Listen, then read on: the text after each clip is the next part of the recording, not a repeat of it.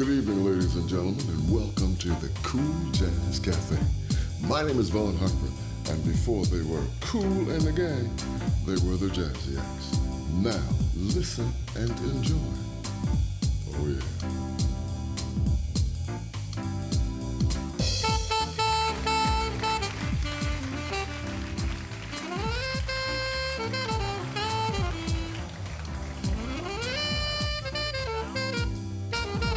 Yes. No, it doesn't feel like...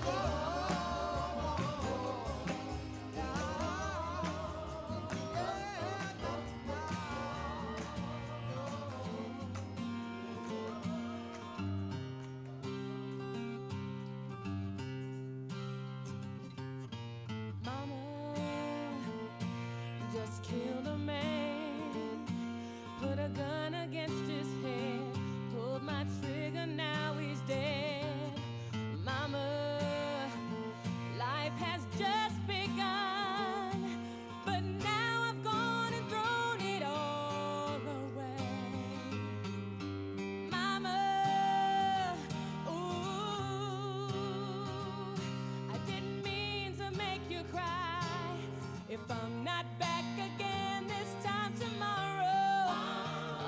Carry on, nothing really matters. Too late, my time has come. Send shivers down my spine, body's aching all the time. Goodbye, everybody, I've got to go. Gotta leave you all behind and face the truth. Mama, ooh, I don't wanna die. I sometimes wish I'd never been born at all.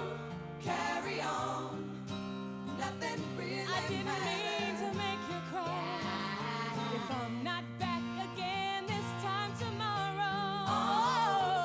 Carry on, yeah. nothing really No, I matters. don't wanna die. I sometimes wish I'd never been born at all. Yeah. Carry on, nothing really matters. So you think you can stop and spit in my eye? So you think you can love me and leave me to die? Oh, baby, can't do this, baby. Just gotta get right out of here.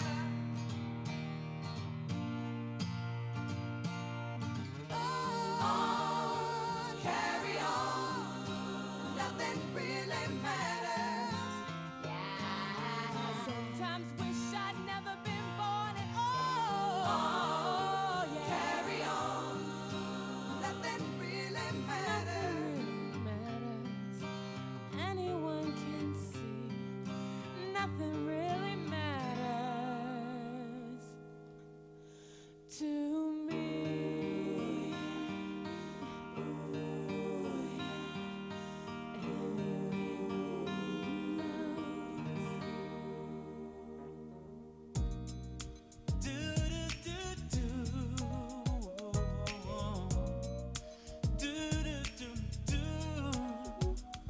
As around the sun, the earth knows she's revolving, and the rosebuds know to bloom in early May.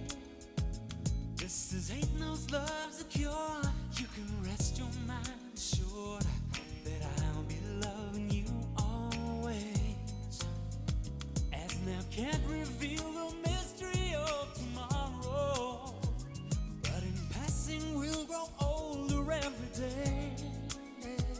Just as all is born is new, you know what I say is true, that I'll be loving you always. Until the rainbow burns the stars out of the sky. Always. Until the ocean covers every mountain. So it's gonna be always. Until the day that it stops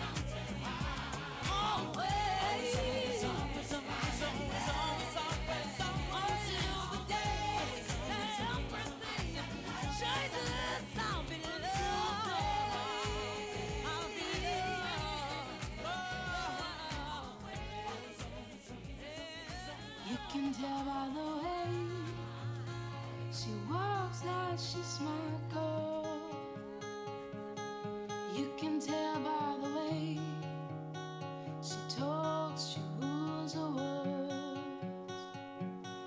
You can see in her eyes that no one is searching. She's my girl, my super girl. And then she say, it's okay, I got lost on the way, but I'm a super girl, and super girls don't cry. And then she say, it's alright, I got home late last night, but I'm a super girl, and super girls just fly. And then she say that nothing can go wrong when you're in love. What can go wrong? And then she loved the nighttime into day, pushing her fear further along. And then she say, it's okay, I got lost on the way, but I'm a super girl, and super girls don't cry.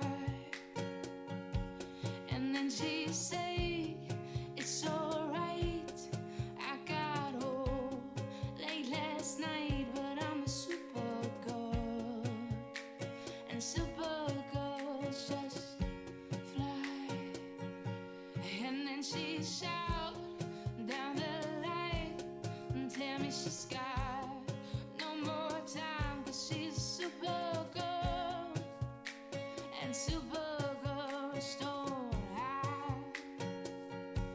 And then she scream in my face and tell me to leave this place, 'cause she's a super girl, and super girls just fly. Yes, she's a super girl, a super girl. She's sowing seeds, she's burning trees. She's sowing seeds, she's burning trees. Yes, she's a super girl.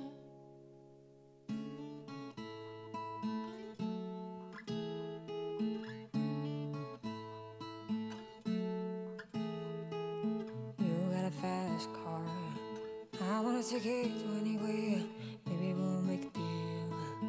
Maybe together we can get somewhere. Any place is better. Starting from zero, got nothing to lose. Maybe we'll make something. Me, myself, I got nothing to prove. You got a fast car, I got a plan to get us out of here. I've been working at the convenience store. Managed to save just a little bit of money. Won't have to drive too far. Just cross the border and into the city. You and I can both get jobs and finally see what it means to be living. See, my old man's got a problem. Lives with a bottle, that's the way it is. Said his body's too old for working. His body's too young to look like his. My mama went off and left him. She wanted more from life than he could give. I said somebody's gotta take care of him. So I quit school and that's what I did. You got a fast car, say fast enough so we can fly away. We gotta make a decision. We'll leave tonight or let it die this way. So I remember we were driving in your car. The speed so fast I felt like I was drunk. City lights lay out before us, and your arm felt nice wrapped around my shoulder. And I had a feeling that I belonged, and I had a feeling I could be someone, be someone, be someone. You got a fast car, we go cruising choose and entertain ourselves. You still ain't got a job. Now work in the market as a checkout girl. I know things will get better. You'll find work and I'll get promoted. We'll move out of the shelter, buy a bigger house and live in the suburbs. So remember we were driving in your car. Speed so fast I felt like I was drunk. City lights lay out before us and unfound nights wrapped around my shoulder. And I had a feeling that I belonged, and I had a feeling I could be someone, be someone, be someone. You got a fast car, I got a job that pays all our bills. You stay out drinking late at the bars. You marry your friends and you do with your kids. I always hope for better, but maybe together you and me find it. I got no plans, I ain't going nowhere. Just take your fast car and keep on driving. So remember we were driving in your car. Speed so fast I felt like I was drunk.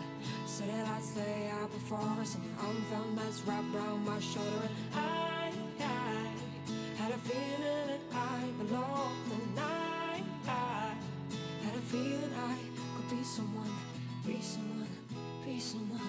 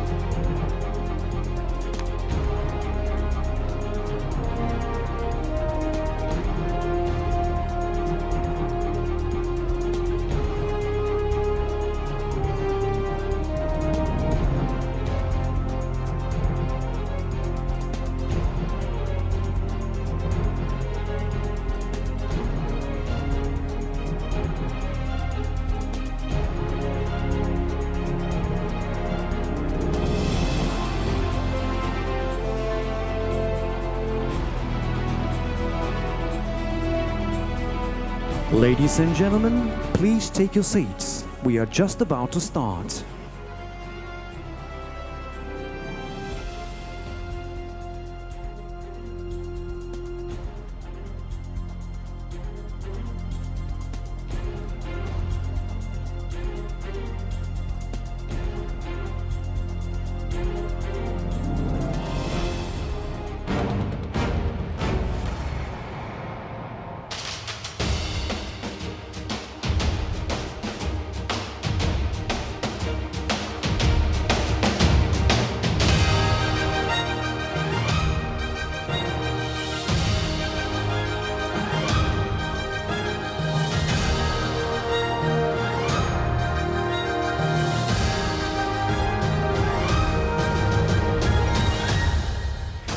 Good evening, ladies and gentlemen.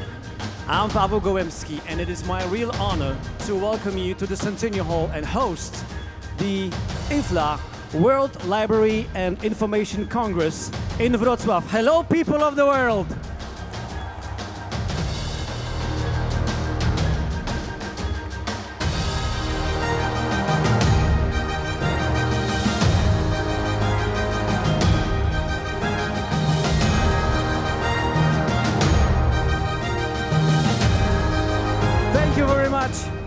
Dear ladies and gentlemen, welcome to the Centennial Hall, the place of the memorable meetings and events in the history of our beautiful city. The list of the events is very, very long. The meeting with Pope John Paul II was here. The meeting with the 14th Dalai Lama was here. Wrocław Global Forum, Wrocław Culture Congress, and many, many more. Some 3 weeks ago, Wrocław held the World Games, one of the biggest sport events in the world. The World Games is about the non-Olympic disciplines. And believe it or not, the people in the audience here in the Centennial Hall created a fantastic atmosphere. People in the audience were dancing, singing, shouting, even doing acrobatic tricks, just like the athletes here on the dance floor. So, ladies and gentlemen, I believe that we can do exactly the same thing here today. What do you think? Yeah? All right. So please pay attention right now. I would like you to stand up and turn around and give a big round of applause to 3,000 people from 122 countries. Welcome to Poland. Welcome to Wrocław. Hello, people from the world. We have 7 continents. Do we have people from Africa here? People from Africa. Hello! Big applause to the people from Africa. And now big applause to the people from Asia. All right, Asia is here. But do we have people from around Australia? Australia and Poland. This is beautiful. Look at yourself on the screen. Do we have people from North America? Hello! People from North America in Wrocław. And now it's time for the people from the South America. The South America. And sorry for the question, but do we have libraries in Antarctica? People from Antarctica, are you here? Hello! And last but not least, the people from Europe. Are you here? Put your hands to the air right now. Everybody! IFLA, World Library and Information Congress. 3,000 people in the Centennial Hall. What a day! Thank you very much. Would you please take your seats? Thank you. This is fantastic, but I've got one more thing to add. Can you see the people in the cabins to your left? Can you please give applause to the people, the translators from the cabins? Thank you. Have a great time. And thanks for your job, thanks for your work. Thank you very much. Ladies and gentlemen, this will be official right now. Would you please welcome on stage and give it up for the IFLA president, Mrs. Donna Schieder.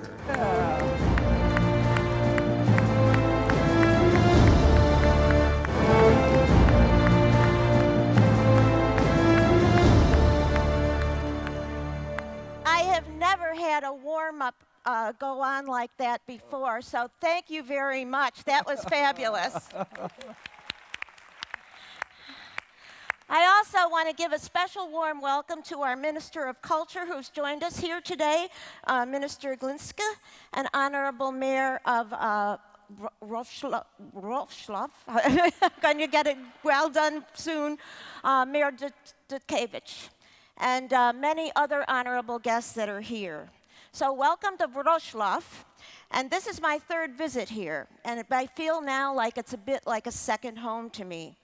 The people of Wrocław are very warm and welcoming, and I am sure they will do their best to make you feel as welcomed as I have felt the previous times I've been here.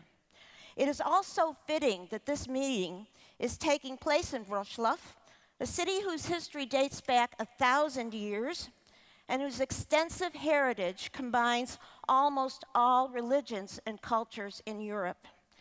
It is also an honor for IFLA to meet in the Centennial Hall because this was declared a UNESCO World Heritage Site in 2006. So we are surrounded by history, but I think too, at this meeting, we will be making some history of our own.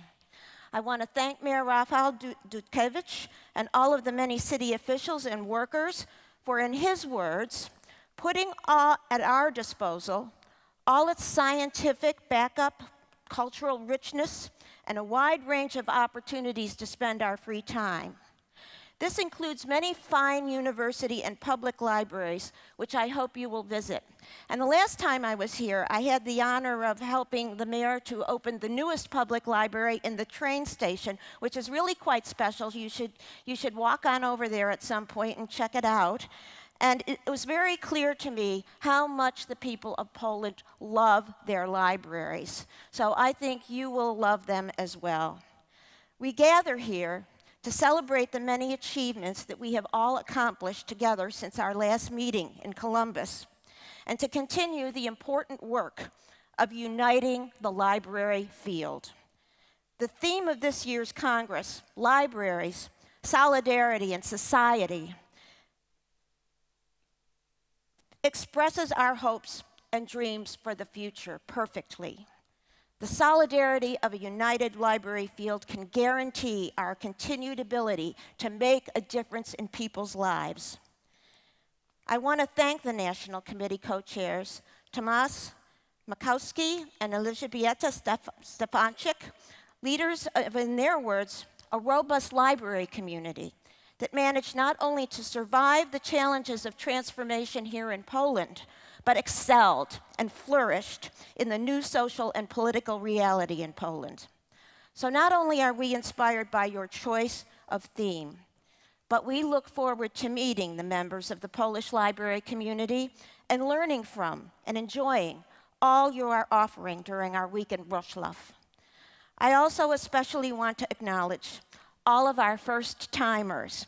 Will you stand up and be welcomed by your colleagues, please? All of the first-timers in the audience, please stand. Okay. So I want you to look around because I remember my first IFLA conference, so I am sure that among this group there is a future IFLA president somewhere. As I mentioned, we are standing on ground that has witnessed thousands of years of history, and we are about to make history of our own. The opportunities at this conference to move the change agenda forward are boundless. The conference program is full of opportunities to learn new techniques and tools, such as storytelling and library ethnography for user assessment.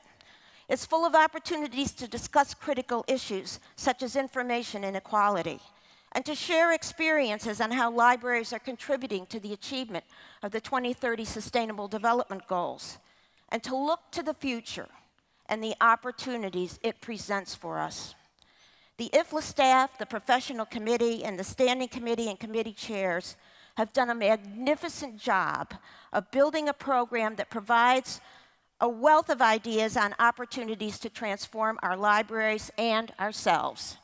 Will all of the program planners please stand and be recognized, because I want everyone to thank you for your hard work to make this World Library and Information Congress a success. Will you stand, please? all of our conference planners and section standing committee people. Thank you very much for your hard work. However, there is more work to be done.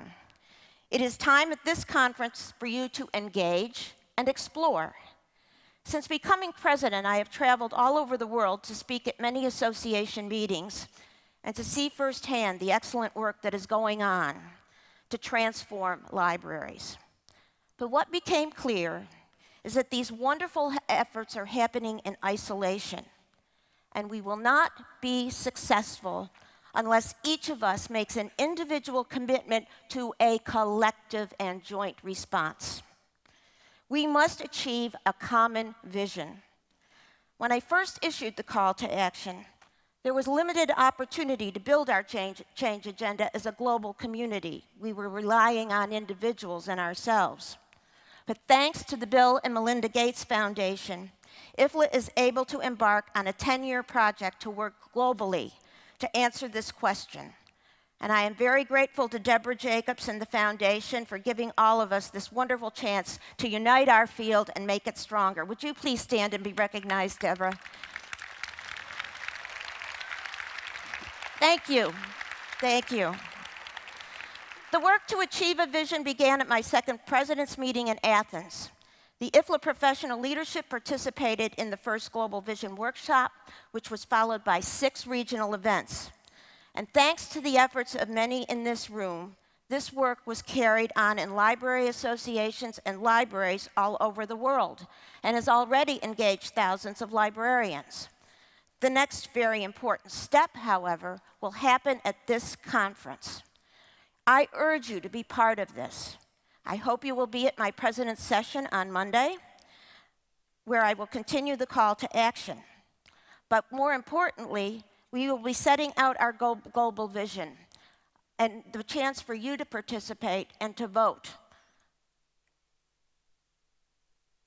This is not just our vision in IFLA, but it is a vision of the field worldwide. But it will only be that when you go home, if you encourage everyone else to get on the online platform that we are launching at this meeting. So you will hear a lot of this, but I want you to commit right now that when you go back to your countries and this conference is over, you will engage at least 10 people, each one of you. Because if there are 3,000 people and you do 10 people, we're up to quite a few people. So please be sure that your votes are recorded, be there, and also at the other related vision events. It is also time to explore new products and opportunities at this conference. At this conference, IFLA will launch the Library Map of the World. It is a representative source of basic library statistics and a robust tool for providing worldwide comparison of different library performance metrics. Thanks to all our contributors, and we hope the map will grow as more countries provide their data. And you can check it out at the IFLA booth. I hope you will all go to the IFLA booth while you're here, because there's many new developments in IFLA and many new things to learn, and that is one of the best places to do it. Meet the staff. You will be able to meet the president-elect and myself. We're going to be there as well. So please come by. And finally, you will hear a great deal this week about the efforts of libraries all over the world to help their countries achieve the 2030 Sustainable Development Goals. These goals represent important opportunities for libraries to demonstrate their relevance to their community needs and to obtain funding and recognition from their governments for their work. Check out these sessions that are full of library success stories. So, I hope you will have fun. But I hope you will keep in mind the words of the American poet, Ralph Waldo Emerson. He gave us great advice. He said, "Do not follow where the path may lead. Go instead where there is no path and leave a trail." So I hope we will all be trailblazers at this conference. This Congress tells the story of how we are taking that advice and the amazing things that we are all achieving together. So therefore, it is with great pride that for the final time for me, I declare the 83rd IFLA General Conference and Assembly open.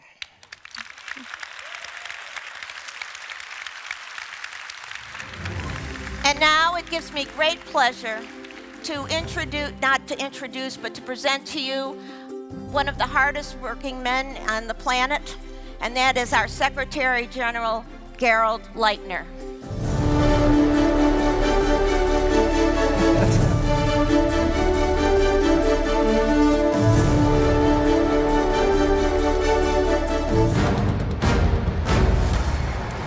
Thank you, Donna, for this introduction.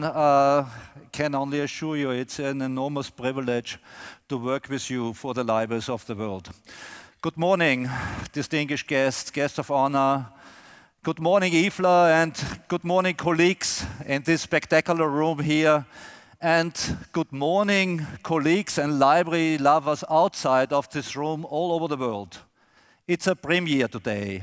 For the first time ever, we are live streaming the opening ceremony and a selection of important sessions so that our members and library friends from all over the world, unable to come to beautiful Wrocław, can still be part of this fantastic Congress experience. Live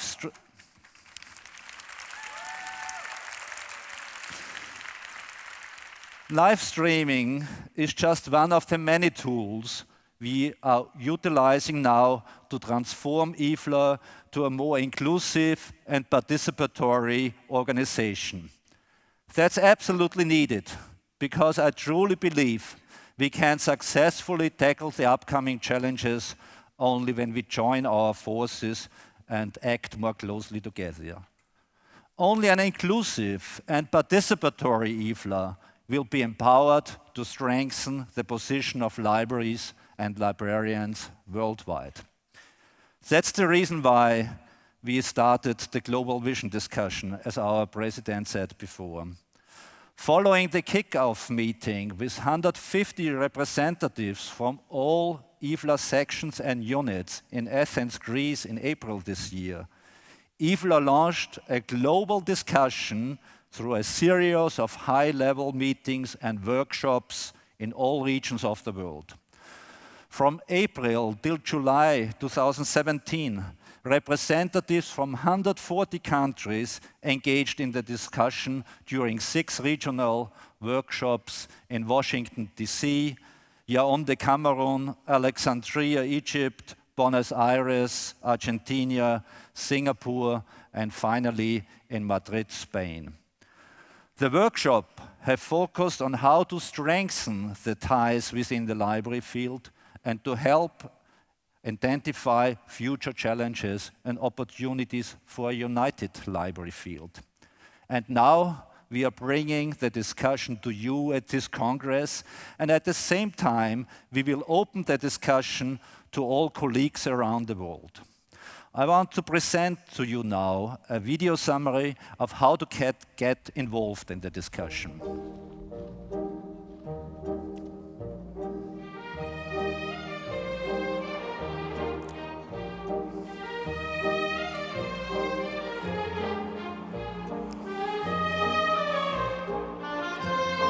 There are many ways to share your thoughts and ideas.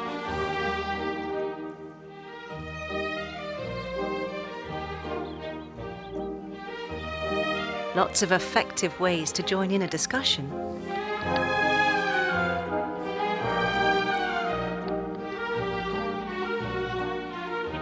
Of making your voice heard.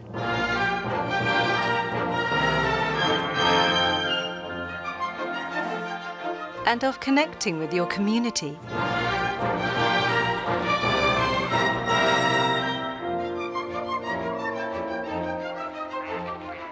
These are probably not some of the better ones.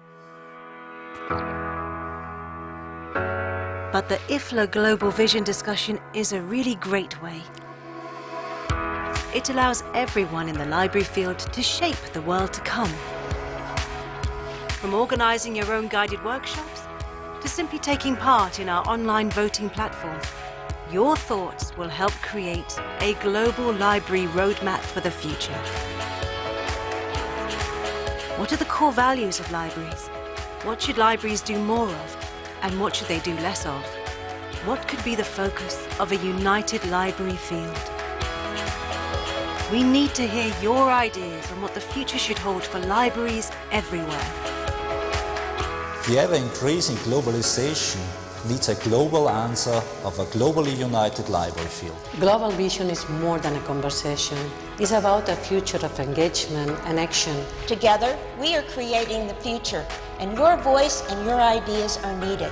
Bring the IFLA Global Vision discussion to your libraries, to your community, to your country. The Global Vision has already engaged thousands of people from more than 140 countries, making it a truly worldwide brainstorm. Join the discussion and let your voice be heard.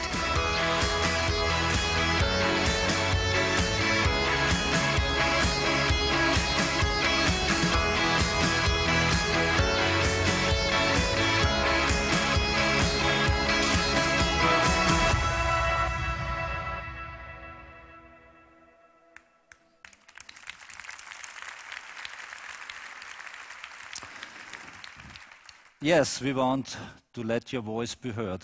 We seek your input to build a global roadmap for the future of the library field and to give all the chance to participate and to make the voice heard. We will launch an online platform tomorrow at 11:30 at the President's session.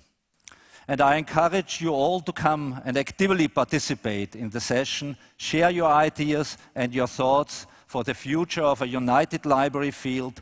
Let's create the future together.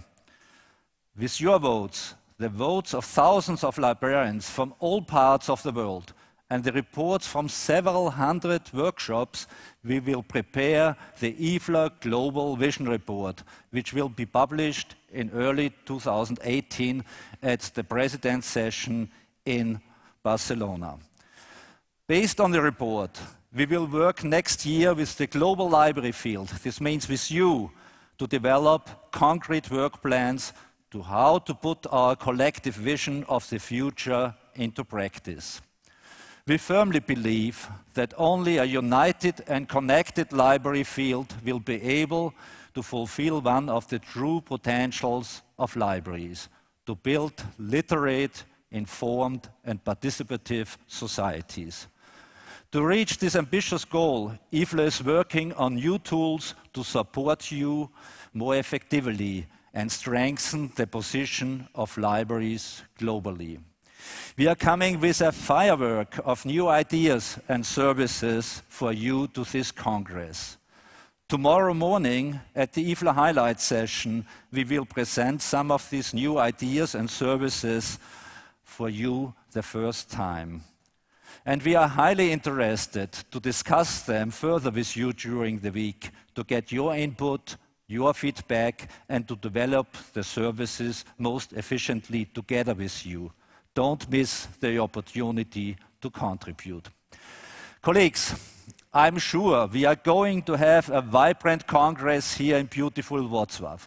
247 sessions, more than 500 speakers and delegates from 122 countries will give you the unique opportunity to get a colorful, inspiring picture about what is currently going on in the global library field.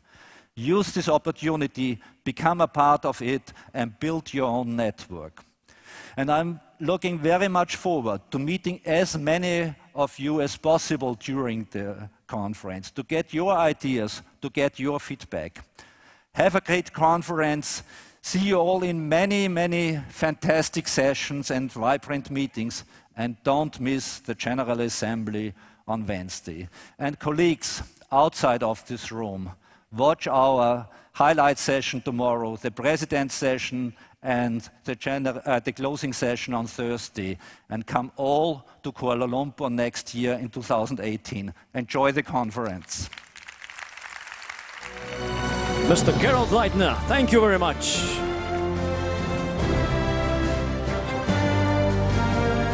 Dear ladies and gentlemen, right now, on behalf of the President of the Republic of Poland, Mr. Marek Kośny, from Wrocław University of Economics, would like to welcome you.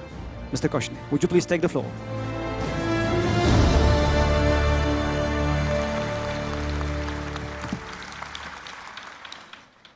I would like to present a letter of our President of Republic of Poland. Yes, he cannot be here, but he wants to send his warmest greetings to all of you. Ladies and gentlemen, let me extend my warm greetings to all those gathered in the Wrocław Centennial Hall to participate in the opening ceremony of the IFLA World Congress. I'm delighted that Poland can host so many eminent representatives of your profession. I hope that, apart from being a venue for interesting and inspiring discussions, the visit will provide our foreign guests with an opportunity to get better acquainted with our national culture and history. I believe that choosing Poland as the host of the Congress is a great distinction and an expression of appreciation for the huge work and achievements of our country in the area of library science and scientific information. I congratulate all those who have contributed to this remarkable success with their daily efforts. Gathering, storing, maintaining, developing, and making available book collections constitutes a fundamental and indispensable form of preserving one's cultural heritage. Librarians are true custodians of human knowledge, seasoned experts, and excellent promoters thereof. A school library and its staff are the ones who open for the very first time the window to the world of science and art for young people across the globe. Also in adult life, a library is usually the primary contact point between man and literature or the contemporary thought. And last but not least, scholars too are the ones who consume the fruits of librarians' work every day, whenever they look for publications needed to carry out research or use bibliographic specialized tools and tools pertaining to book studies. I firmly believe that today the role of librarians and their effort should be better understood and appreciated. For in the information society, it's of particular importance to know how to get at a reliable and verified knowledge. Today, surrounded by information noise generated by mass media and social media, ordinary consumers usually find it difficult to differentiate between what is true and false, to discern between facts and gossips, between sensations and manipulations. Given these circumstances, huge responsibility for the content and the way the information is conveyed rests with journalists, columnists, and experts who speak out in public. Those of them who perform their profession with utmost care for every word they utter are perfectly aware of the fact that the support and advice of experienced librarians is the first and indispensable assistance in their work. Conscious of the numerous roles and significant tasks carried out by the library staff, I wish to convey to all of you the words of gratitude and my best wishes. Thank you for your professionalism, care, and patience for everyone who turns to you with a request or a question. Thank you for being excellent guides for students, companion for adult readers, and an invaluable support for the people of science.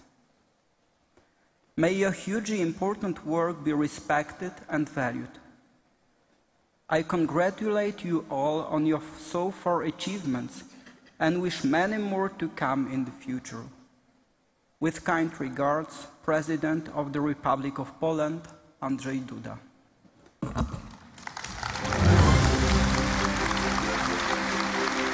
Thank you. Thank you very much. Ladies and gentlemen, our next very special guest and speaker today is the Deputy Prime Minister and the Minister of Culture and National Heritage, Mr. Piotr Gliński. Would you please take the floor?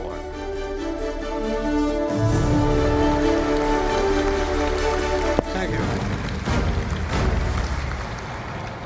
Ladies and gentlemen, distinguished guests, it's my honor and pleasure to welcome you all to Poland and to address you not only as the Minister of Culture and National Heritage, but also as an academic and a professor of social sciences whose life and work are inevitably linked with libraries, one of the countless beneficiaries of the hard work that you, librarians, provide every day, accompanying us users in our research paths. I would like to take this opportunity to thank you for being resourceful, creative, innovative, and patient. The network of public libraries in Poland consists of over 8,000 institutions, including over 2,600 main libraries and over 5,600 library branches. As the Minister of Culture, I deeply understand the need to support the activities of the public library networks, which are among the most vibrant, flexible, and changeable, and the fastest developing cultural institutions in Poland. Polish libraries are experiencing, just as any other library network in the world, a substantial transformation to meet the challenges of a modern world in the field of society, economy, and most of all, that of technology. To this end, Polish libraries have embarked on a path that aims to reinvent themselves in terms of services, library space, and above all, their role in the local communities. That needs to be emphasized is that this process of reinvention demands the highest level of awareness to protect and maintain the core role and ongoing responsibility of libraries for enhancing readership, promoting information literacy, as well as providing free access to information. To support this complex process, the Polish Ministry of Culture and National Heritage has introduced numerous programs aimed at building new competencies amongst librarians, developing new services, enhancing the role of libraries in the process of culture creation, as well as in the development of library infrastructure. These programs include, amongst others, the Partnership for the Book, which is the newest one introduced in 2017, the promotion of reading, and the cultural infrastructure programs. Through these programs, the Ministry also supports the synergy between libraries and non-governmental institutions that accompany librarians in the process of transformation, providing services, studies on the user's needs, professional training, as well as building broad perspective for future development. Naturally, activities related to the libraries have been included in the Poland's National Strategy for Sustainable Development, which is developed according to the United Nations 2030 Agenda for Sustainable Development. One of the strategies of the agenda, the Social Capital Development Strategy, assumes the implementation of financial tools aimed at constant support of the development of readership, as well as support for the libraries on their way to transition to the role of community centers, enhancing the social development of the community members, providing free access to information and information technologies. I hope that social solidarity and powerful libraries are the best recipe for a peaceful and responsible future. We need libraries. We need libraries especially in a contemporary world. This world full of intellectual traps, manipulations, and ideological clashes. We need libraries because we need better educated, reasonable, and at least a little bit wiser and independent in thinking citizens and customers.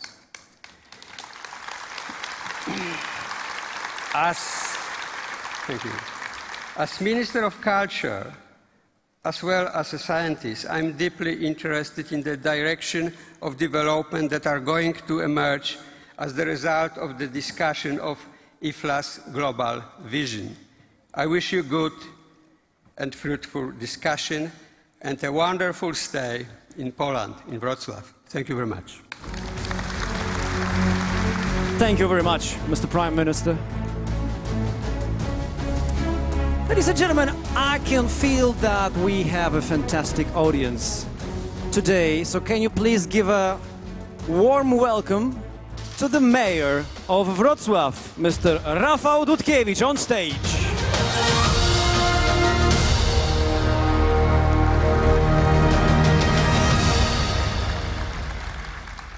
Ladies and gentlemen, welcome at the 83rd World Library and Information Congress in Wrocław. Welcome, Mr. Deputy Prime Minister, Professor Piotr Gliński, Minister of Culture and National Heritage of Republic of Poland, Mrs. Donna Schieder, President of the IFLA, Mr. Gerald Leitner, Secretary General of IFLA, Mrs. Elżbieta Stefańczyk, President of the Polish Librarians Association, Mr. Tomasz Makowski, Director General of the National Library of Poland, Mr. Richard Butterwick-Pawlikowski from the College of Europe. Welcome the international community of librarians. Wrocław is a meeting place of tradition and youth energy, a space filled with cultural development. Last year, we were the European Capital of Culture and were designated the World Book Capital by UNESCO. Today, we are honored to host the World Library and Information Congress. When we were passing the World Book Capital title over to Conakry, the capital city of Guinea in Africa, we gave to the Guinean children 100,000 copies of a newly developed textbook for learning how to read and write, a French language textbook.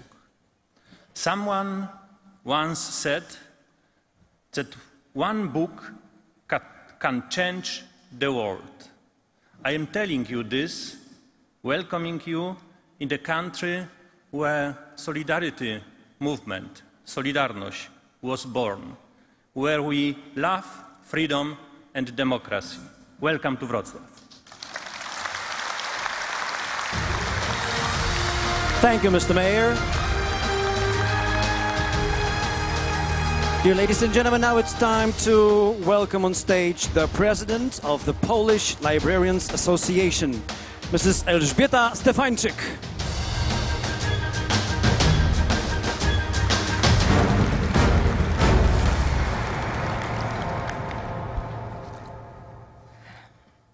Ladies and gentlemen, dear colleagues, friends, on behalf of the Polish Librarian Association, I have the honor to welcome librarians from all over the world, representatives of companies working with libraries, and everyone who contributed to the organization of the IFLA Congress in Wrocław. I would like to thank of IFLA Governing Board for their decision to hold this year's Congress in Poland. As we celebrate the 100th anniversary of our organization, we are one of the largest and oldest associations of librarians in our country and worldwide. This is the third time that the Librarian Congress takes place in Poland.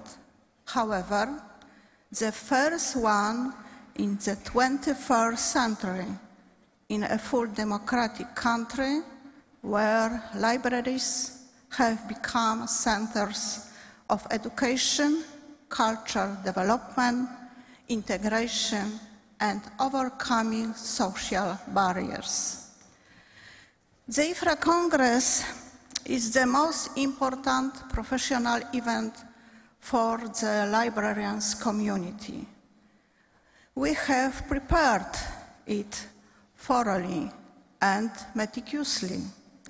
We have that the Congress days will provide a chance to present the achievement of Polish librarianship, as well as to jointly discuss during a variety of thematic sessions the challenges librarians face in the entire world due to social-economic developments, new information technologies, and improved methods of readership promotion.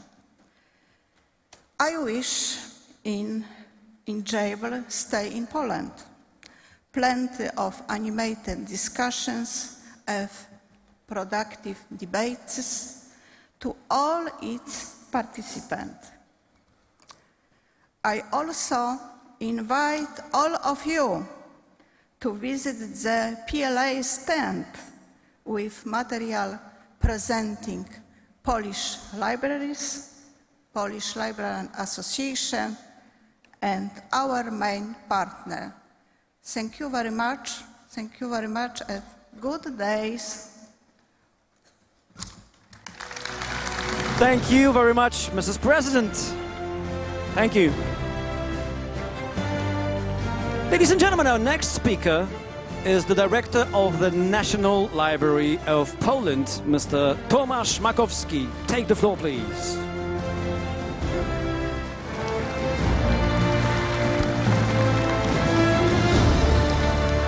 Good morning, IFLA.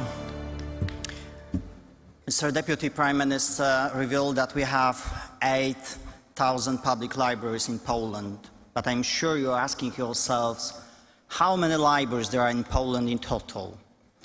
And you may be surprised to know that grant amount is 32,000. 32,000 libraries. Public, school, academic, and others. It means this is one library for every 1,000 population. How come? How come you have so many? The first library inventory dates from 11th century, and it was the Cathedral Chapter Library in Kraków. You can find other libraries in other Cathedral Chapter sees, actually, which were established more than 1,000 years ago. Even Wrocław, which was part of Kingdom of Poland at that time. In 14th century was established University Library in Kraków, which still exists as one of the few in Poland to escape damage. Libraries were always very important in Poland. If you wanted to flatter someone in 16th or 17th century Poland, you should compare them to a library. The National Library in Warsaw was established as one of the first in Europe. This year, on August 8th, we celebrated 270th anniversary of its opening. And actually, in 18th century, it was one of the biggest public library in Europe, with 400,000 volumes and more than 10,000 medieval and early modern manuscripts. We have to mention that this year we have another important anniversary, 200 of Ossolineum you will have possibility to visit in Wrocław. We mustn't forget hecatombs of the Second World War, when Poland lost 70% of all its library collections. 70%, through war damages, willful destruction, or theft, including most precious, though stored in the National Library of Warsaw. 50,000 manuscripts and 60,000 early printed books lost. And this loss is unequaled in modern history. And that is why, during this Congress in Poland, we want to discuss not only about promoting reading and literacy, libraries as catalysts of innovation, but also about work with cultural partners to safeguard cultural heritage in its diverse forms, including traditional, historical, indigenous, and contemporary expression. Polish libraries can play a unique role in rescuing heritage in danger. We are willing and want to share our experience. I've been to many IFLA congresses, and I, of course, enjoyed formal aspects, formal meetings. But what is really equally useful and sometimes even more exciting are the opportunity to network and to share ideas.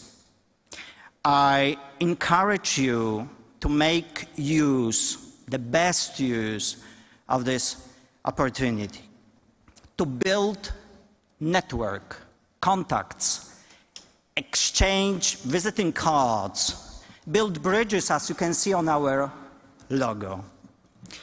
Don't forget, we librarians can open the door for the aspiration of old and young. Library is a place of safety, reassurance, community, calm, regeneration, learning, and solidarity. Access to wisdom, knowledge, and beauty. In other words, a cornerstone of every civil society. Library is a sanctuary. This is not a window on the past, but a tool of modernization. Thank you. Mr. Director, thank you very much. Okay, this will be our last speaker, ladies and gentlemen. Yes, this will be the last person to speak, and believe me, he waited a very, very long time, and we can imagine how he feels right now. He thinks that you are very tired, are you? No, that you do not have energy, do you? No, you have energy. Please welcome on stage Mr. Richard Barwick-Pawlikowski from College of Europe.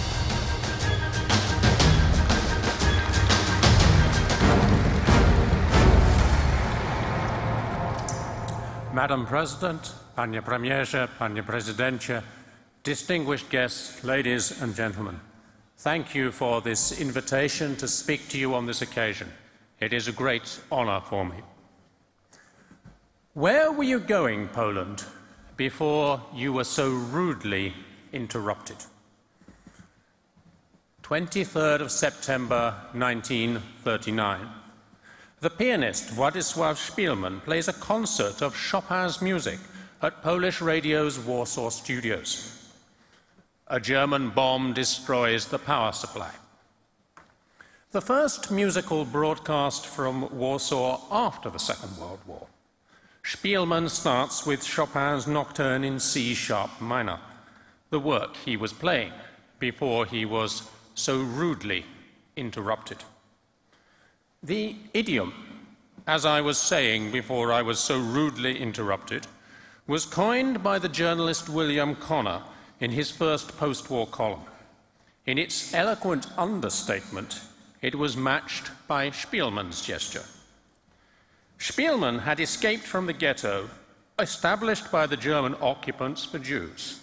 He had fought in the 1944 Warsaw Rising and had later been found and saved by a German officer. Warsaw was rebuilt from the rubble, but it could not be the same Warsaw.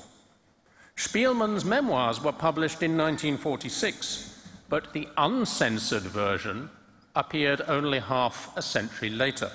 So Spielmann could play, but he could not say, as he had been doing before he had been so rudely interrupted. Why not? In September 1939, Stalin's USSR and Hitler's Germany partitioned Poland. They tried to destroy Poland's elite culture and memory. In the summer of 1941, Nazi Germany advanced through former Poland into the Soviet Union. After the elimination by the Third Reich of Jews, Roma, and the handicapped, tens of millions of Slavs were marked for extinction. National elites would be killed first, the rest reduced to slave labor and then starved. Poles made a huge contribution to Allied victory. They included those who fought abroad and at home, those who broke codes, those who taught in secret, those who circulated libraries, and those who helped Jews to survive, risking the death penalties. There was no Polish Quisling, Petain, Pawelич, or Tisza. Thanks to the heroism of men such as Jan Karski and Witold Pilecki, Poland's government in exile informed the world that the German occupants were murdering millions of Jews. And those individuals who did collaborate or contribute to the Shoah, and yes, some Poles did kill, denounce, or blackmail Jews, they risked the severe judgment of the underground Polish state.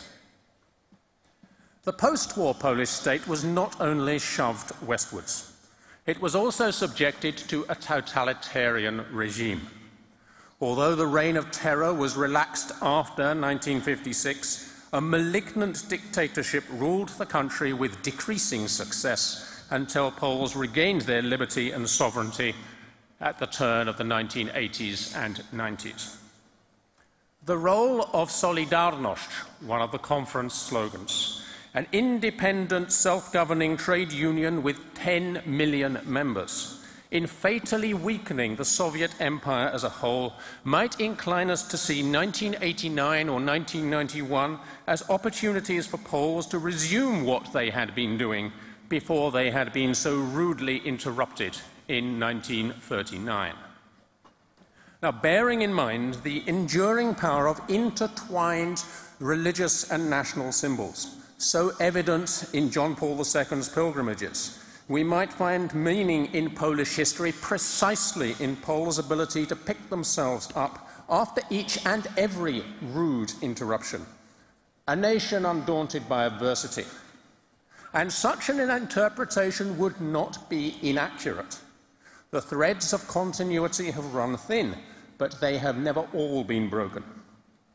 At the end of the 18th century, the monarchs of Russia, Austria, and Prussia carved up the country and agreed, quote, to abolish everything which could recall the memory of the existence of the Kingdom of Poland. But the idea of Poland was infectious.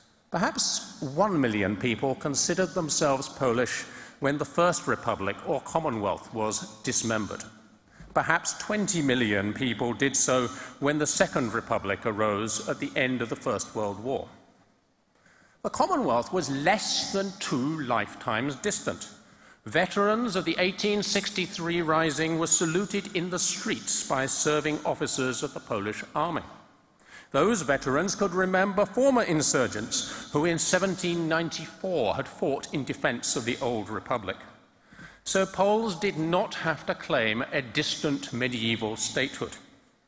There was no Polish national revival of the 19th century. The Polish language did not have to be collated from country dialects. Written Polish emerged from the shadow of Latin in the 16th century. It has evolved ever since, a literary language of sophistication, subtlety, and strength, and impossible pronunciation. After the Polish state was destroyed, some intellectuals and nobles collected relics of the national past, so that even if the Poles did disappear into the dust of history, their monuments might survive. Those custodians were also cultivators. They faced the challenge of keeping up with and contributing to the march of 19th century civilization. They established and funded learned societies and libraries, such as the Kornik Library, the Raciński Library in Poland, in Poznań, and the Ossolineum in Lwów, now Lviv, most of which is now in Wrocław. So Poland is a continuous community of all those who have considered themselves Polish, a contract between the living, the dead, and those yet to be born. For Poland is a living tradition, not isolated from the world, but open to it. But where was Poland going before being so rudely interrupted? Was it possible after each interruption for Poland to resume the same direction of travel? Some would answer with a resounding yes, that Poland has always struggled, with divine help perhaps, against her earthly foes for her freedom. But I would also argue first that the context always changes after rude interruptions, so changes of direction do occur. Second, the narrative of a nation undaunted in adversity does not do justice to the richness of Polish history and culture. Many fascinating melodies of Poland's heritage are drowned out if the leitmotif is played too loudly without intermezzi.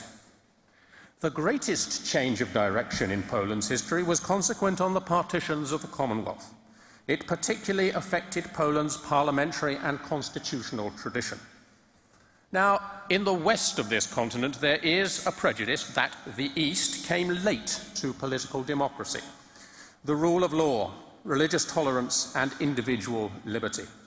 So communist dictatorship was not an aberration, but a variation on older themes of corruption, intolerance, and autocracy, alternating with anarchy.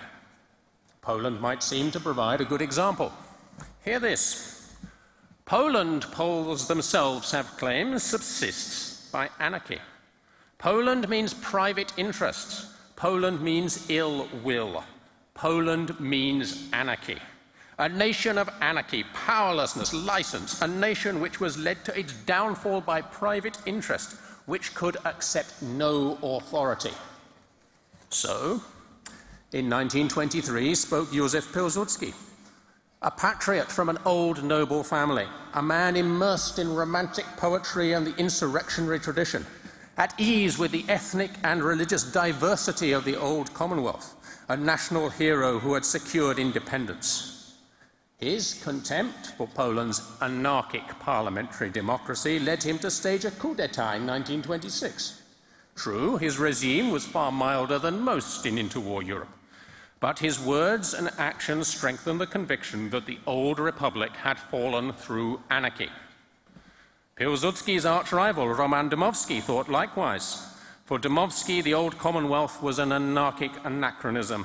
The modern Polish nation had to be disciplined, realistic, and egoistic to survive among the fittest. Anarchy was also invoked by Polish communist dictators after the war. Under their inept regime, appreciation of the Commonwealth's political culture grew. One of the principles of Solidarność was nic o nas bez nas.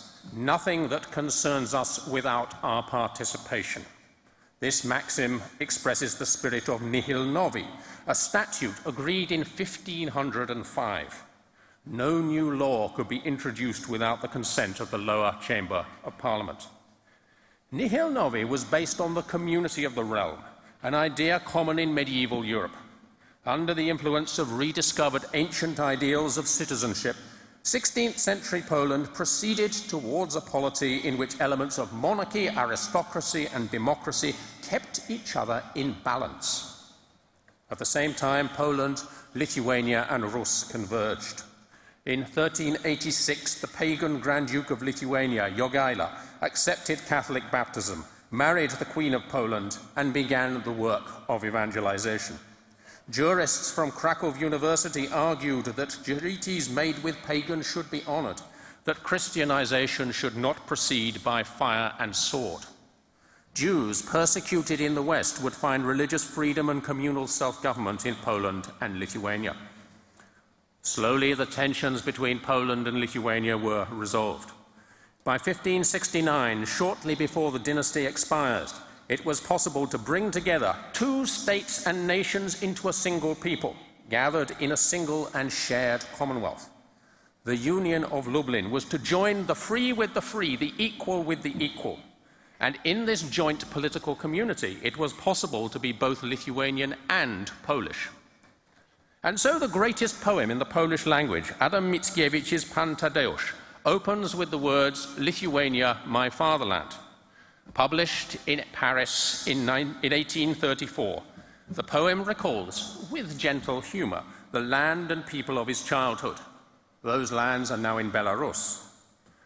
Towards the end of the poem, the young landowners decide to grant their peasants freedom and land. Two old nobles comment that peasants are becoming Polish citizens. Well, that was rare indeed, but there is a saying that whereas other nations abolished nobility, Poles made everyone noble.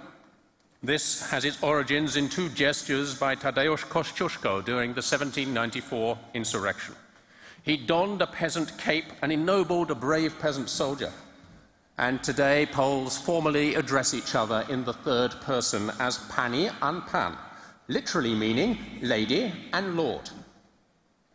Nevertheless, one of the most frequent criticisms of the Commonwealth is that its liberty was only for nobles. Most people were peasants, exploited irrespective of their church or language. Well, in the first place, the situation and status of the rural population varied greatly. While, compared to Western Europe in the 16th century, most peasants had a worse legal status, there does seem to have been more land and food to go round. Second, slavery in ancient Athens does not stop us cherishing Athenian democracy as the foundation of European and American values. Incidentally, the situation of Polish-Lithuanian noblewomen allowed them far more independence than in ancient Greece or 19th century Britain. Third, the electorate of the old republic was substantial. Up to 8% of the total population was noble, and adult male nobles could directly elect parliamentarians, judges, and the king. Fourth, the practice of citizenship was not confined to the nobility. Self-governing towns and cities multiplied from the 13th century onwards. Jews enjoying communal self-government considered themselves citizens. So did the Cossacks of Ukraine. The failure of the nobility to accept them as fellow citizens caused a disastrous civil war in the mid-17th century. But again, the Commonwealth's failure to extend its own ideas of citizenship does not invalidate those ideas. Those ideas have been criticized. Monstrous political liberalism was Dmowski's verdict. Many have concurred that an excess of individual liberty weakened the duty of collective responsibility and stifled the state. In a word, anarchy. But the Polish word nierząd can also be translated as disorder, and some disorder was the price of freedom. Better perilous liberty than tranquil servitude, wrote the Roman historian Sallust. So what did liberty mean? Since the French Revolution, positive and negative liberty have been contrasted. Positive liberty is the collective freedom of a society to rule itself. It has been called republicanism or democracy by admirers, but the tyranny of the majority by its critics. Hence the liberal emphasis on the separation of powers. Negative liberty is the freedom of each individual from coercion. For critics, this is license for selfish and amoral individualism. Earlier Republican ideas, as in the Commonwealth, embraced both positive and negative concepts of liberty. The liberty of each citizen was secured by citizens' participation in government.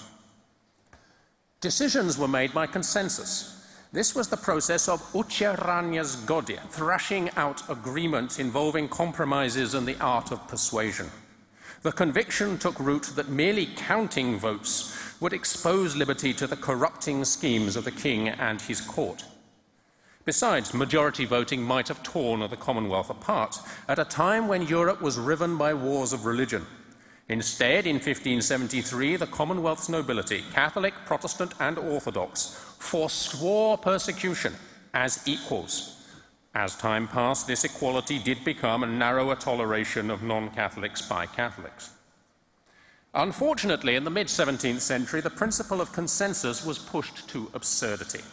The liberum veto allowed a single envoy to curtail a parliament, preventing the agreement of new laws or taxes. The Commonwealth declined from a great power to an international joke. The slogans of liberty may have sounded hollow, yet they contained the civic values that enabled the Commonwealth to recover, morally, intellectually, socially, and in the end, despite Russian hegemony, politically. Reform was controversial.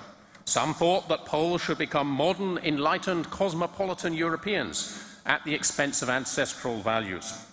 Others believed that all foreign influences should be resisted, lest they corrupt traditional virtues. Between these extremes lay the discriminate application of those solutions which could best restore the Commonwealth to health. At last, the Parliament that met in 1788 slipped beyond anyone's control, restored national sovereignty, bypassed the liberum veto, expanded the army, raised new revenues, and began to overhaul the system of government. The culmination of this gentle revolution was the Constitution of the 3rd of May 1791.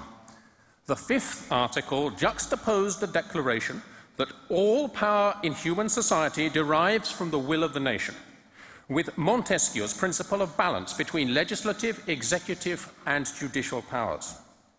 The liberum veto was abolished along with elective monarchy.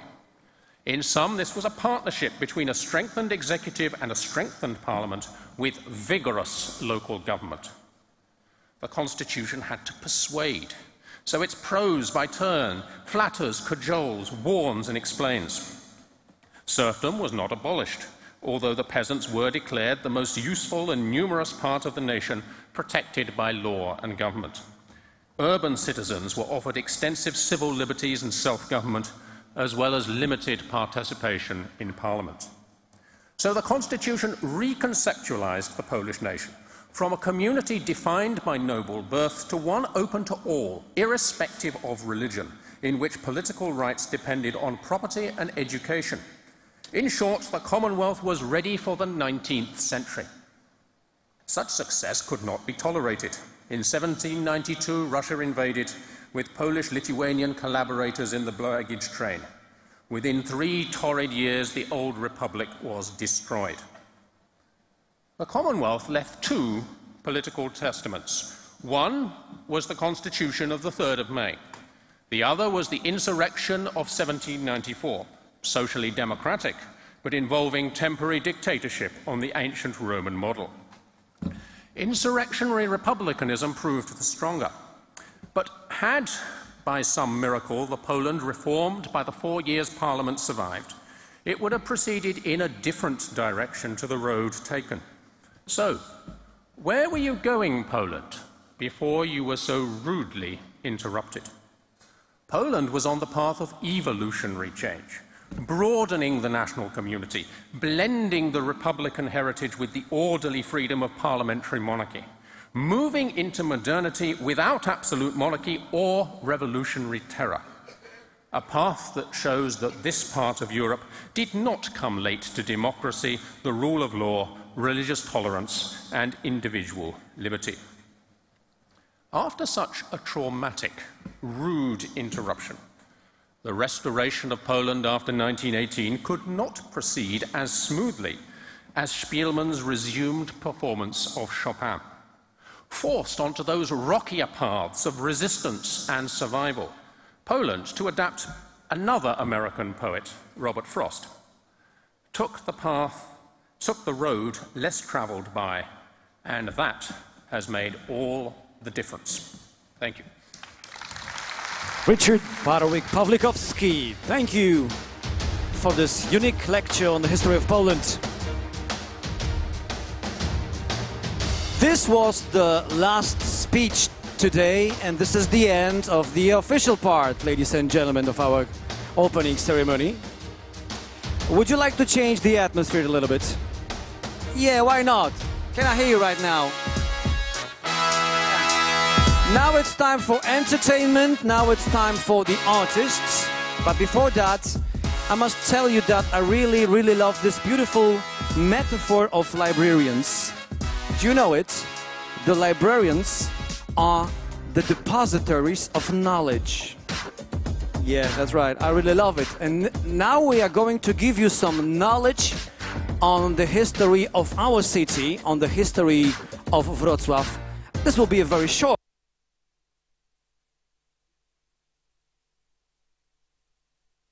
Not that short. Oh, thank you. Ladies and gentlemen, we will go back in time right now. We'll go back to the ancient times when we were known by the name of not Wrocław, but Budorigam. That was our first name, Budorigam. In the 18th century, Wrocław became Breslau because it became a German city. So we will skip to the 20th century, the early 20th century, to present you, to show you the life of the citizens of Wrocław in the times between the wars. But then we will move to 1945, the Siege of 45. Festung Breslau, auf Deutsch. In English, the Fortress of Wrocław. And then the late 40s and the early 50s, the Reconstruction time, then the Communist times, and then that great moment that changed everything here. A big flood of the 1997. Exactly 20 years ago, we had a huge flood in Wrocław, and it started a totally new chapter of the history of our city. People standed together by the river, by the banks of the river, and defended our city. And we started a new chapter, the Wrocław, L-O-V-E, the city of love chapter. And this fascinating story of our multicultural city will be presented by the musicians and the acrobats and the actors and the singers from Wrocław. Would you please welcome on stage the short history of Wrocław?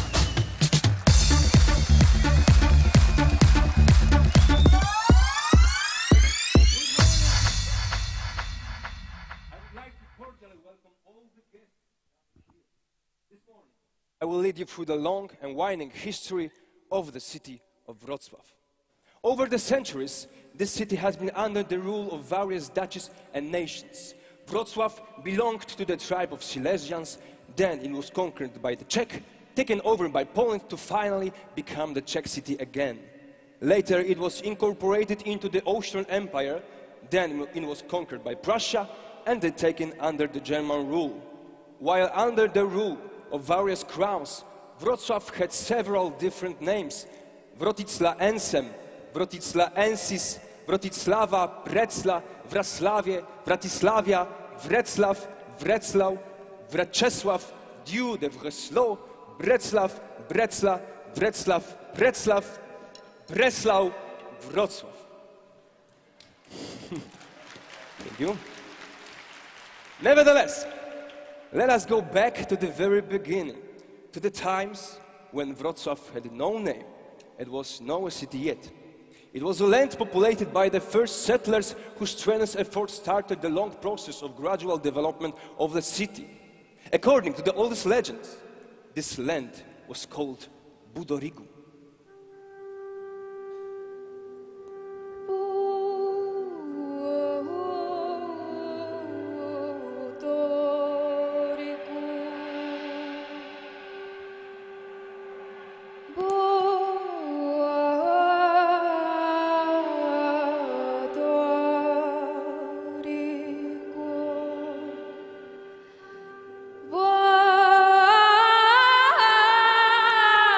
Da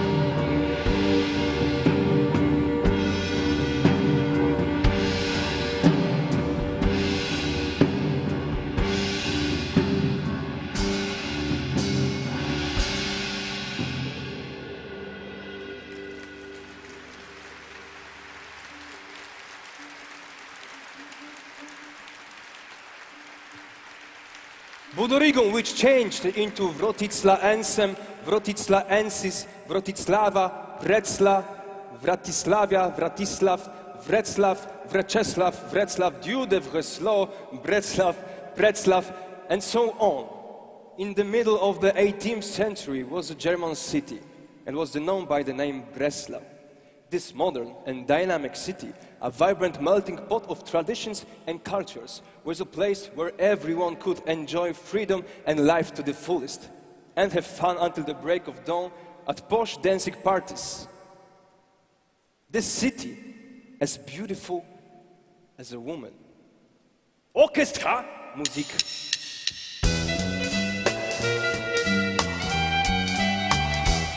Of all the girls I've known and I've known some, until I first met you I was lonesome. When you came inside, dear, my heart rolled light and his old words new to me. You really swell, I have to admit you deserve expression that really fit you. And so I break my brain, hoping to explain all the things that you do to me. Pamir, Mr. Shan, please let me explain. Pamir, Mr. Shan means you're grand. Pamir, Mr. Shan, again I'll explain. It means you're the fairest in the land.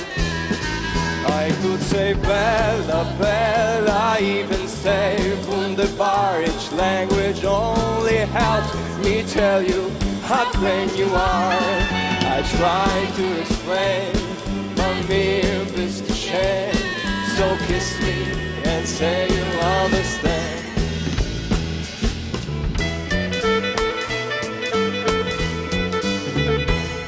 Pamir, Mr. Shan, you heard it all before, but let me try to explain. Pamir, Mr. Shan means that you're red. Pamir, Mr. Shan, it's such a profane, and yet I should explain. It means I am begging for your hand. I could say Bella, Bella, even say Wunderbar. Each language only helps me tell you how grand you are.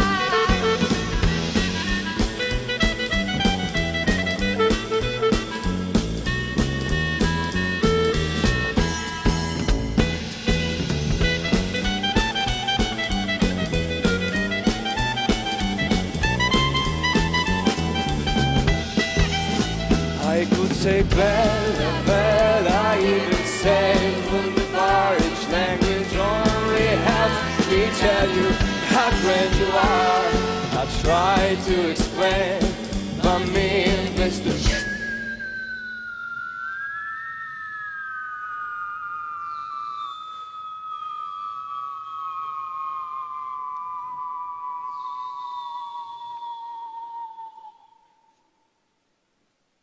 The city has flourished for the last 200 years in terms of the development of infrastructure and architecture.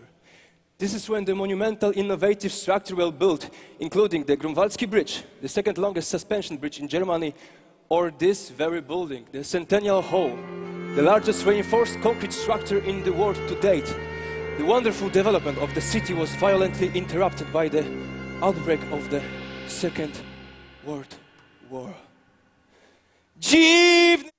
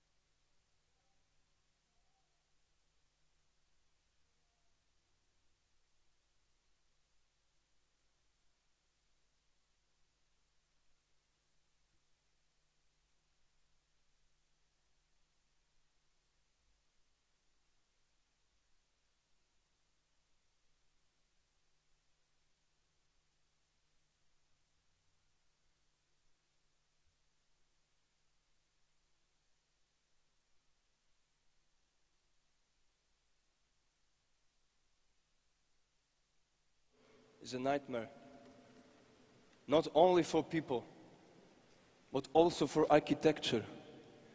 Embattled Breslau, the last fortress of Nazis, was razed to the ground. Almost 70% of the city was destroyed. After the war, in accordance with provision of the Yalta Conference, the layout of the Polish borders was changed. Breslau became a Polish city, and then displaced the German citizens were replaced Polish migrants from central Poland and eastern borderlands of pre-war Poland. From 1945, the city was given a new name, Wrocław. The time after the war was a period of post-war reconstruction and efforts of several generations of citizens, all to restore the former glory of the city.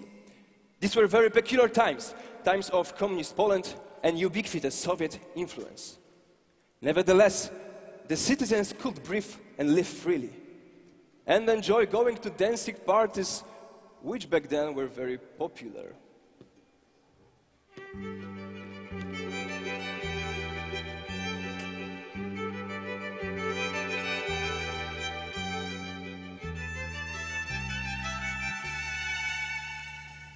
Wieczór zapada, już noc niedaleko, gwiazdy migocą na niebie. Srebrzy się Odra, najmilsza ma rzeka i płynie z piosenką do ciebie. Mkną po szynach niebieskie tramwaje przez wrocławskich ulic sto. Tu przechodnia uśmiechem witają dzieci, kwiaty i każdy dom. Na przystankach nucą słowiki, przez Polno, Zalesie i krzyki niesie melodię wrocławski wiatr. A kiedy rankiem fabryczne syreny dzień dobry powiedzą znów miastu, słonko jak jaskier wykwitnie z zieleni, dziewczyna zaśpiewa przy pracy. Mkną po szynach niebieskie tramwaje przez wrocławskich ulic sto. Tu przechodnia uśmiechem witają dzieci, kwiaty i każdy dom. Na przystankach nucą słowiki, przez Polno, Zalesie i krzyki niesie melodię wrocławski wiatr. Mkną po szynach niebieskie tramwaje przez wrocławskich ulic sto. Tu przechodnia uśmiechem witają dzieci, kwiaty i każdy dom. Na przystankach nucą słowiki, przez Polno, Zalesie i krzyki niesie melodię wrocławski wiatr. Mkną po szynach. Unfortunately, the period of communist Poland is also a story of difficult life for the citizens under Soviet domination and control. Wrocław has been one of the most important centers of solidarity movement and resistance against communism. It was the birthplace of the Orange Alternative, the satirical happening movement fighting against socialism and its absurdities. The symbol of the movement, dwarfs in orange hats, painted on anti-establishment posters and flyers, were the symbol of the movement. Noms scattered around the entire Wrocław that can be found nowadays refer to this symbol. The fight against communism, however, was not only through the satirical happening and provocations. The physical clashes between opposition and the ZOMO, the paramilitary police, renowned for their brutality and ruthlessness, were common.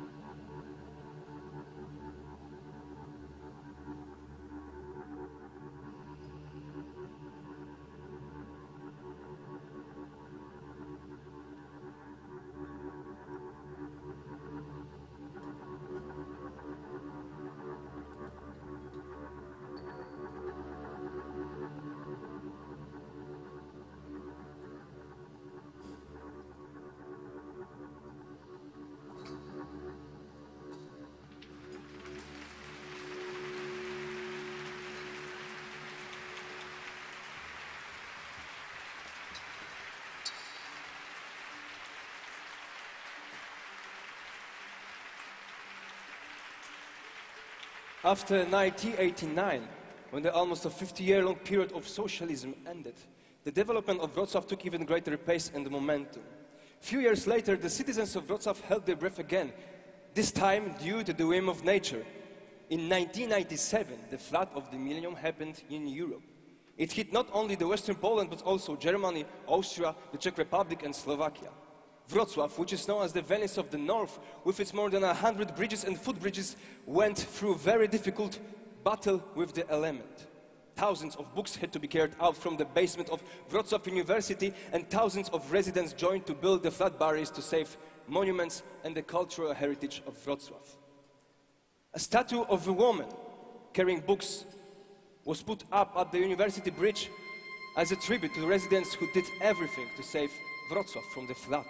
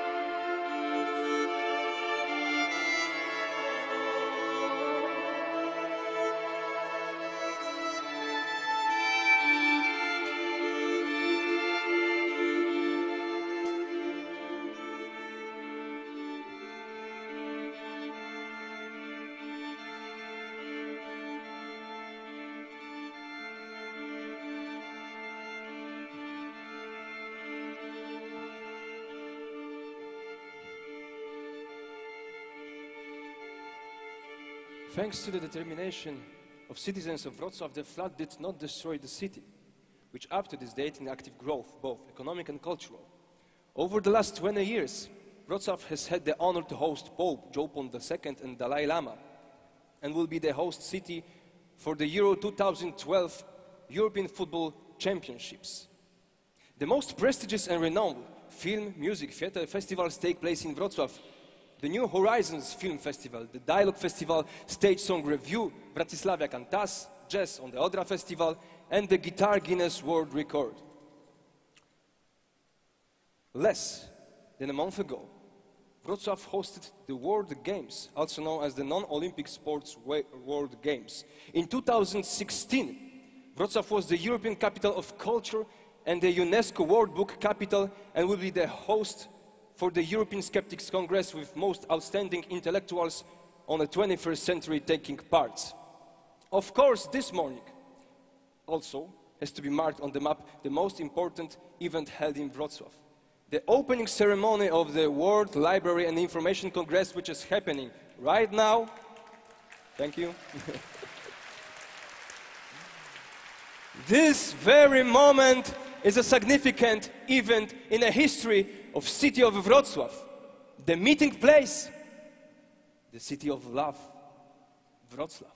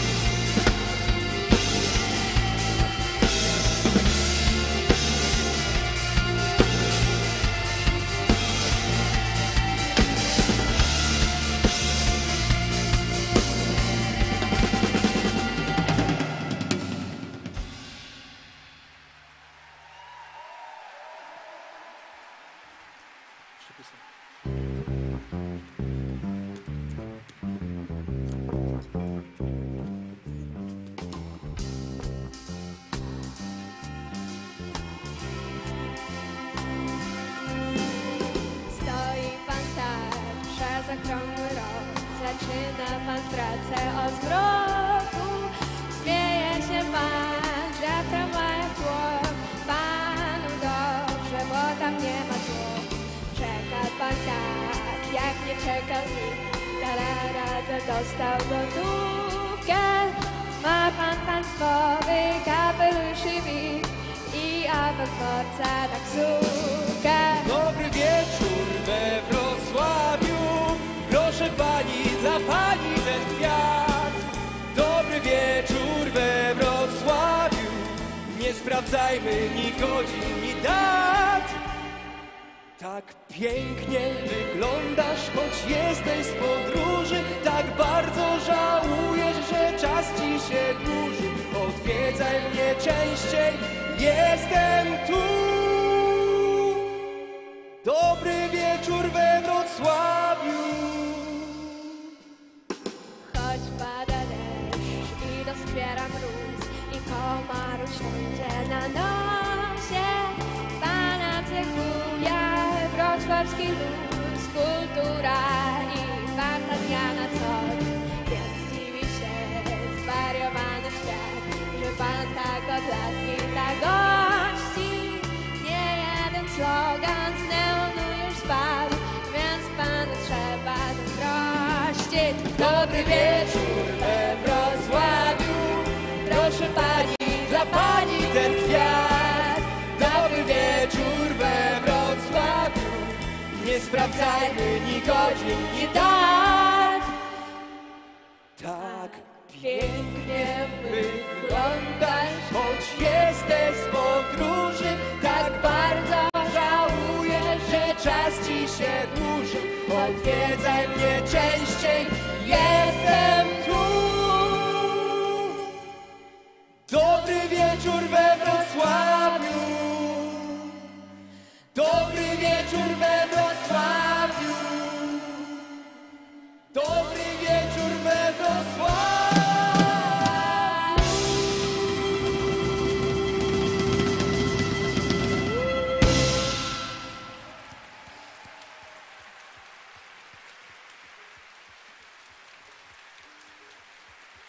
Big applause to the musicians and the Everest acrobatic team from Wrocław. The short history of Wrocław, live on stage in the Centennial Hall. Big applause, ladies and gentlemen.